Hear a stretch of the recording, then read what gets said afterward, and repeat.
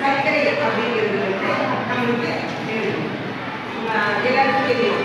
நம்ம சுகர் கேன்லேருந்து எடுப்பாங்க, கற்கடையிலேருந்து கிடைக்கும் இனிப்பான பொருள். யூஸ்வலாக நம்மளுக்கு சர்க்கரை அப்படின்னு சொன்னாலே சக்தி நம்ம அதெல்லாம் படிச்சுருக்கோம். இந்த பாடத்தில் நம்ம எழுத போகிற கொட்டைகள், எண்ணெய் வித்துக்கள், சர்க்கரைகள் இது எல்லாத்துலேயும் ஊட்டச்சத்து மதிப்பு என்ன அப்படின்னு சொன்னால் இதில் நிறையா சக்தி இருக்கு. நான் என்ன சொல்லியிருக்கேன், 1 கிராம் சக்தியோட எத்தனை கலோரிஸ் இருக்குன்னு சொல்லியிருக்கேன். 4 கலோரிகள். 1 கிராம்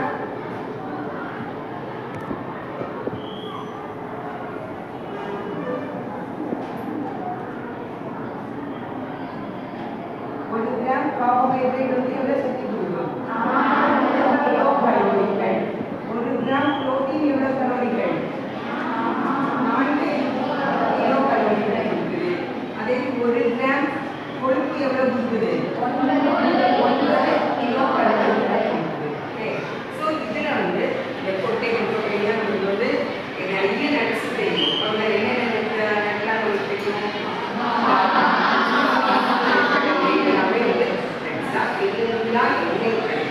அதை எண்ணெய் வித்துக்கள் அப்படின்னு சொல்லுவோம். இதில் சன்ஃப்ளவர் ஆயில், பாம் ஆயில் இது எல்லாமே வித்துக்கள்.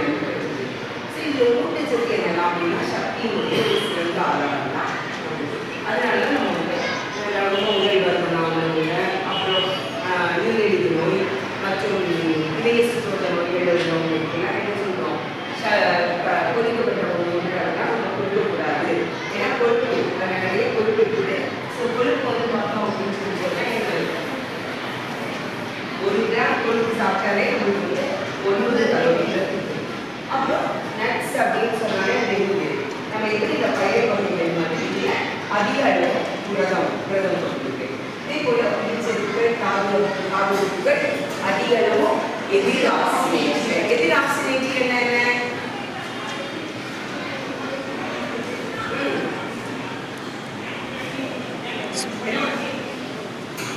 எதிர் ஆக்சிடேட்டுகள் எதில் படிச்சிருக்கோம்?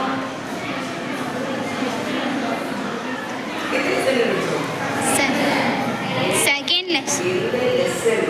லெசன் ஏ செகண்ட் தேர்ட் சொல்றாரு. காய்கறிகள் மற்றும் பழங்கள் அதுல எதை சொல்லியிருக்கிறேன் சார்? பழங்கள் என்ன பண்ணும்? வெரி குட் சொல்ல. என்ன செய்யுது? பழுப்பாதலை தடுக்கிறது எதிராக சொல்லிக்கமா ஆக்சிஜனேற்றம் அடையுது. ஒரு ஆப்பிள் கட் பண்ணி வைக்கிறோம், அது என்ன ஆகிடும்? கருப்பாயிடுமா? அம்மா உருளைக்கிழங்கு, வாழைத்தண்டு, கத்திரிக்காய்லாம் கட் பண்ணுவாங்களா? அதில் என்ன ஆகும்? கருப்பாயிடும், ப்ரௌன் ஆகும். Browning effect. அது எப்படி அப்படி பழுப்பு நிறத்தில் வருது?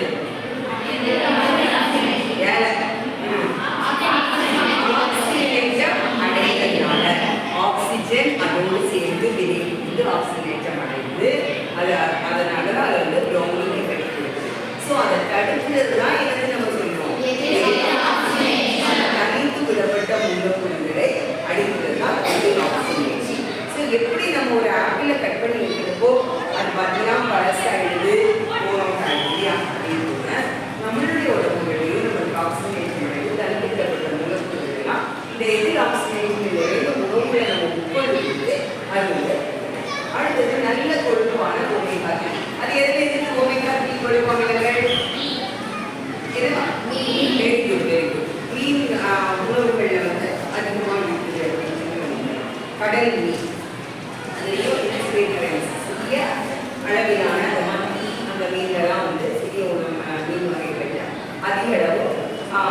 ஒமேகா 3 கொழுப்பு அமிலங்கள் இருக்குது. இந்த ஒமேகா 3 கொழுப்பு அமிலங்கள் எதுக்கு நல்லது?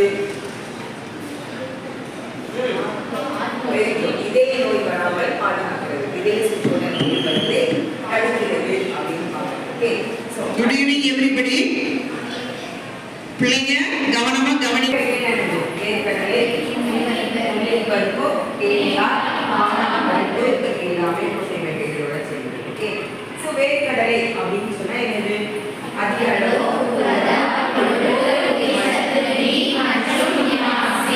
இந்த நயாசின் அப்படின்னு சொல்றோம்ல, நியாசின் அல்லது நயாசின் நிக்கோட்டினிக் ஆசிடோட ஓகே, இதுல வந்து பார்த்தீங்கன்னா இந்த நயாசின் ஊட்டச்சத்து நம்மளுக்கு குறைவுபட்டுச்சுன்னு சொன்னா 3B அப்படின்னு சொல்லுவோம். ஒரு 3B நோய். 3Bனா என்னது? இதுல 3D உள்ளது. டயரியா, டயரியா என்னது?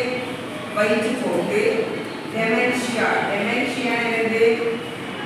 மறதி நோய். இன்னொரு டெர்மடிட்டிஸ், டெர்மடிட்டிஸ்னா நம்மளுக்கு தோல் நோய். அப்போ இதுல 3D நயாசின் குறைஞ்சிச்சுன்னா என்ன ஆகும்னா நம்மளுக்கு 3D நோய் வரும். என்னெல்லாம்?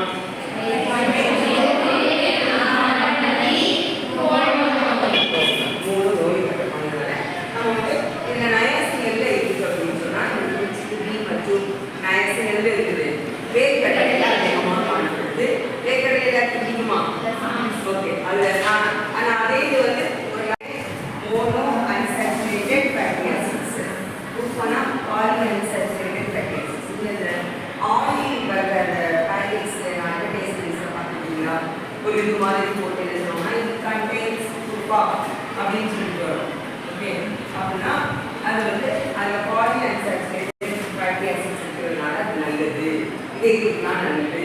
எல்டிஎல் அப்படிங்கிறது உங்களுக்கு தெரியும், கெட்ட கொழுப்பு, அதை குறைக்கிறது, நல்ல கொழுப்பை குறைக்கிறது அப்படிங்கிறதுக்காக அதை இப்போ வர அடுத்த கிளாஸ்லேயும் சொல்லுவாங்க. சிப்ராட்டோலி அடுத்தது பார்த்தீங்கன்னா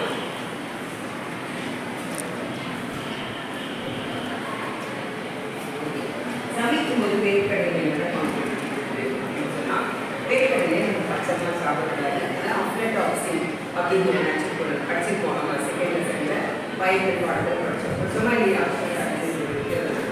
வேக வைத்து சாப்பிடணும் இல்லைன்னா பருப்பு கலந்து சாப்பிடலாம். அதில் இருந்தால் கடலை எண்ணெய் தயாரிக்கிறாங்க. எண்ணெயை குறிப்பிட்ட அந்த உணாவோ வந்து மாடு கால்நடைகளுக்கு தீவிரமாக அதை வந்து கிடைக்கிறது, பயன்படுத்துது. சரியா? எதுவுமே அதில் வந்து வேஸ்ட் கிடையாது. அதே போல் அதில் எல்லாம் எழுதுறாங்க. வேர்க்கடலையிலேருந்து கடலை மிட்டாய், கடலை உருளாய், உருண்டை, அப்புறம்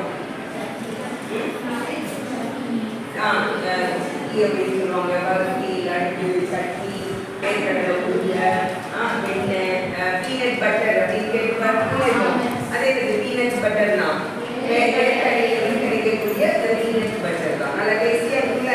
சாப்பிட்டீங்களா இல்லையா?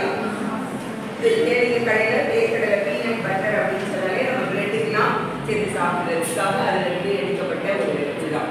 ஓகே, நீங்கள் வீட்டில் ஹாஸ்பிட்டலிங்க வீட்டெல்லாம் போன உடனே நீங்கள் என்ன செய்வீங்க? உங்களை என்ன சாப்பிடுவீங்க போன உடனே? சிலர் ரைஸ் சாப்பிடுவீங்க, மத்தியானம் வச்சு சாதம் குழம்பு பொரியல் வச்சு, இல்லைன்னா ஸ்நாக்ஸ். என்ன ஸ்நாக்ஸு? நிறைய சிப்ஸு, பிஸ்கெட்டு.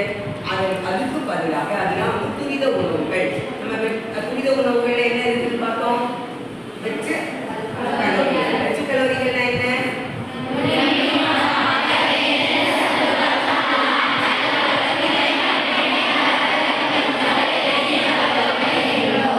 Very good. அப்போ இதில் வந்து துரித உணவுகள் என்னது அதிகமாக இருக்குது? இந்த ஊட்டச்சத்து கிடையாது, வெறும் வெச்சு கலோரிகள். அதற்கு பதிலாக நீங்கள் அம்மாட்ட சொல்லிக்கணும், ஈவினிங் போன உடனே அம்மா எனக்கு நீங்கள் ஹாஸ்பிட்டலுக்கு ஸ்நாக்ஸ் கடலை மிட்டாய், கடலை உருண்டை, வேர்க்கடலை, வறுத்த வேர்க்கடலை, இல்லைன்னா அது பிரெட்டு பார்த்தீங்கன்னா மொத்த ஜாமெல்லாம் சாப்பிடாம பீனட் பட்டர், வேர்க்கடலை சட்னி, இந்த மாதிரி வேர்க்கடலையில் நீங்கள் வந்து ஒரு இதை சாப்பிடும்போது என்ன கிடைக்கும் நம்மளுக்கு? அதில் இருக்குது நல்ல ஊட்டச்சத்துக்கள் கிடைக்கும். அதே போல் அடுத்தது முந்திரி பருப்பு. இதில் வந்து பார்த்தீங்கன்னா முந்திரி பருப்பு அப்படின்னாலே நமக்கு என்ன தோணும்? பாயசம் தோணுமா? சரி, வெரி குட். அப்புறம் என்ன நினைப்போம்? ரொம்ப காஸ்தி ஒரு பாயசத்தை தேடி பார்த்தாலும் அம்மா ரொம்ப போட மாட்டாங்க. அதுதானே என்ன போட்டுருவாங்க? ஒரே கிஸ்மிஸ் பழமாக கிடக்கும். ஏம்மா எனக்கு முந்திரி பழமே வரல, முந்திரி பருப்பே கொஞ்சம் காஸ்ட்லி தான், ஆனால் இதுலேயும் நிறைய புரதம் கொஞ்சம் கொழுப்புலாம் இருக்குது. தாதுப்புகள் இருந்து மெக்னீசியம், பாஸ்பரஸ், விட்டமின், செம்பு, மேங்கனீஸ் இதெல்லாம் இருக்குது. இதுலேயும் பார்த்தீங்கன்னா பாக்டீரியா எதிர்ப்பு சக்தி வந்து எல்லாத்துக்குமாவே இருக்குது. நோய் எதிர்ப்பு சக்தியும் இது வந்து அதே போல இது எதுக்கு பயன்படுத்துறதுக்கும் இது உங்களுடைய பயன்கள். ஓகே, அடுத்து வந்து பார்த்தோம் அப்படின்னு சொன்னா இந்த சமையலில் வந்து நம்ம என்னென்ன பார்க்கலாம். கேஷ்யூ நட் பர்ஃபி, கஜு கத்திலி அப்படின்னு சொல்லுவாங்கல்ல. கஜு கத்திலியோட வெரைட்டி என்னது? கேஷ்யூ நட்டை ஊற வச்சு அரைச்சி சுகர் போட்டு செய்யக்கூடியதான் காஜு கத்திலின்னு சொல்லுவாங்க. காஜு கத்திலியில் கேஷ்யூ நட்ஸ்ல வந்து செய்யக்கூடிய பர்ஃபி, ரோல் அதெல்லாம் இருக்கும். ஓகே, அது மாதிரி பருப்பு உப்பு சேர்த்து இனிப்பு சேர்த்து பெப்பர் போட்டு அது மாதிரி நல்ல ஸ்பைசியாக வத்தல் போட்டு அப்படின்னா நம்ம வந்து சாப்பிடலாம். எல்லா உணவுகளையும் ஈவன் நம்மளுக்கு வந்து பிரியாணியில் கூட என்ன செய்வாங்க, அதை வந்து சேர்த்துப்பாங்க இல்லையா? அதே போல் அடுத்தது நம்ம இதில் என்னென்ன பார்த்துருக்கோம்? வேர்க்கடலை, முந்திரி பருப்பு, அடுத்தது தேங்காய். தேங்காய் அப்படின்னா இது வந்து கற்பக விருட்சம், இல்லைன்னா இது வந்து தேவலோக மரம் அப்படின்னு சொல்லுவோம். ஏன் இது வந்து கற்பக விருட்சம் அப்படின்னு சொல்றோம்?